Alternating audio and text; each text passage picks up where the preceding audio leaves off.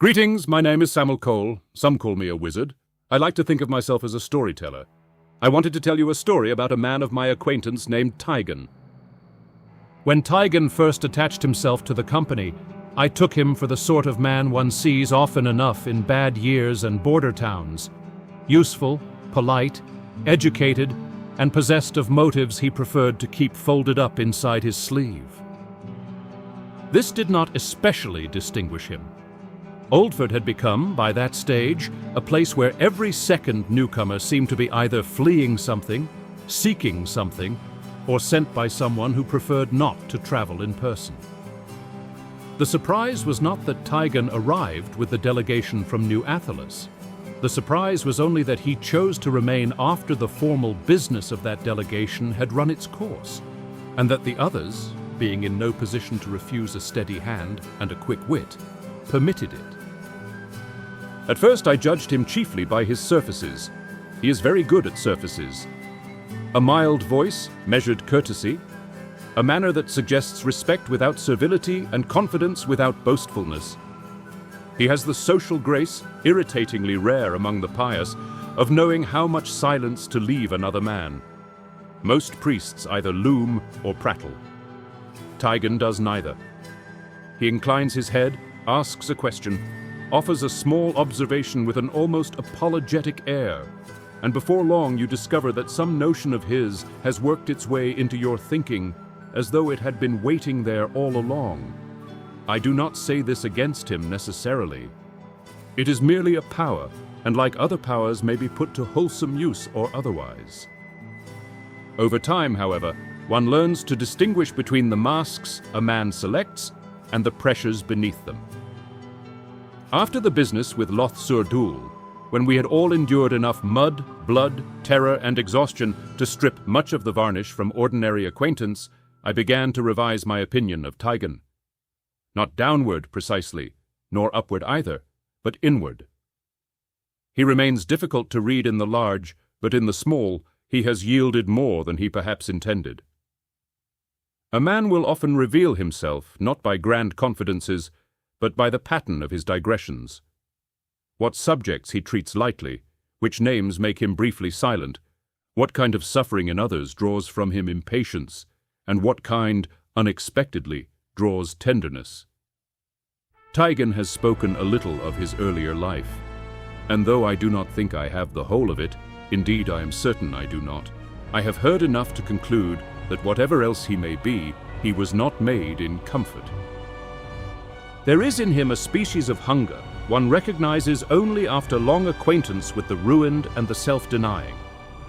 I do not mean greed. He is not greedy in any ordinary sense. He seems to care little for luxury, less for applause, and only selectively for authority. Nor do I mean simple ambition, though he is too capable a man not to possess some private scale by which he measures advancement and decline. No. What I mean is older than that. The hunger of one who has known insecurity early, and who has spent so many years mastering himself that mastery has become indistinguishable from identity. Such men are often formidable, and almost never at peace. He has, around campfires and on the road, let slip a handful of particulars. Enough to suggest an upbringing touched by violence, privation, and the kind of losses that teach a child too early that the world is not governed by justice, only by intervals of order carved out against surrounding chaos. He speaks of such things sparingly, and with that odd lightness some men adopt when discussing pains too old to be theatrical and too deep to be comfortably named. There is wit in him, and even mischief. He is capable of setting another fellow up for some minor embarrassment with a line so smooth and genial that one nearly thanks him for it. But the humor is not the humor of a carefree man. It is the humor of someone who learned long ago that a jest can do the work of a lockpick, a shield, or a change of subject, depending on the hour. What has most interested me is not that he keeps secrets. Every worthwhile adult keeps a few, but the character of his concealments. Taigen does not guard himself like a guilty man, nor like a proud man.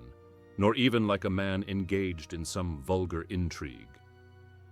He guards himself like one who has made vows inwardly, perhaps many years ago, and has lived within them so long that disclosure itself feels like a kind of trespass. This gives him, at moments, the air of a man standing one pace to the side of his own life, as though some portion of his attention were always occupied by a conversation not entirely occurring in the present company. I do not mean he is mad. Quite the reverse. He is sane in the severe fashion of those who have organized themselves around a principle so completely that they no longer require external confirmation for it. Such people can be admirable. They can also be disastrous. Yet it would be unfair to paint him as cold. He is not cold. Reserved, yes, elusive, certainly, but not cold. I have seen him be patient with weakness when another man would grow sharp. I have seen him sit up with the wounded, not fussing over them like a sentimental nurse, but maintaining the quiet, practical attendance of one who understands that pain often has less need of speeches than of company. He is attentive to the overlooked people in a room, the servant replenishing cups, the hireling left out of the larger conversation, the frightened local trying to decide whether we are saviors or merely the next wave of trouble. Such habits do not arise from theory. They arise either from long discipline or long memory, and in Taigen's case, I suspect both. He is also, I think, a more troubled man than he cares to appear. Not troubled in the common dramatic sense. He is not forever brooding into the fire or speaking in cracked tones of burdens too terrible to name. He is far too well governed for that. Rather, he gives the impression of someone who has spent years forcing unruly material into a tolerable shape and has become expert at the process, but not because the material has ceased to strain against the form. There are moments when some passing subject, love, renunciation, old loyalties, the uses and abuses of faith, draws a peculiar tension into him. He will say something incisive, even wise, and then fall quieter than the topic requires. One senses not ignorance, but proximity, as if he has stood too near certain fires and learned to discuss heat in an even tone while privately remembering the burns. On matters of religion, he is especially revealing by what he does not do. He does not evangelize in the tiresome fashion of men desperate to hear their own certainties echoed back at them. He neither preaches nor flatters the gods overmuch in company. But neither is his piety decorative. I have known counterfeit holy men. They tend to smell, figuratively speaking, of appetite, money, lust, influence, vanity, the thrill of command over the credulous. Taigen smells instead of discipline, and perhaps of sacrifice. That is in some ways more alarming. The sensual hypocrite may be bought off, tempted aside, or unmasked by patience. The man who has built himself around denial is much harder to divert. He may be kinder than the hypocrite, more principled than the hypocrite, and yet far more dangerous when his conscience points toward a hard conclusion. I do not know, and would not pretend to know, the full object of Taigen's presence among us. He joined for his own reasons. That much was plain from the beginning, and remains plain now. But months of travel, danger, and uneasy fellowship have persuaded me that whatever private errand he serves, it is not a petty one. He does not wear the air of a schemer after coin, nor of a sectarian idiot chasing abstractions because reality has refused him a place. He strikes me rather as a man under orders no one else has heard, trying with mixed success to reconcile those orders with an ordinary human capacity for sympathy, fatigue, humor, and regret. That, more than mystery alone, is what makes him interesting. The party, I think, still knows him chiefly in fragments. The competent cleric from New Athelis, the man who arrived when times were bad and proved too useful to turn away, the dry wit by the fire, the one who can persuade a mule to climb a ladder if given 10 minutes and a plausible omen. All true, as far as they go.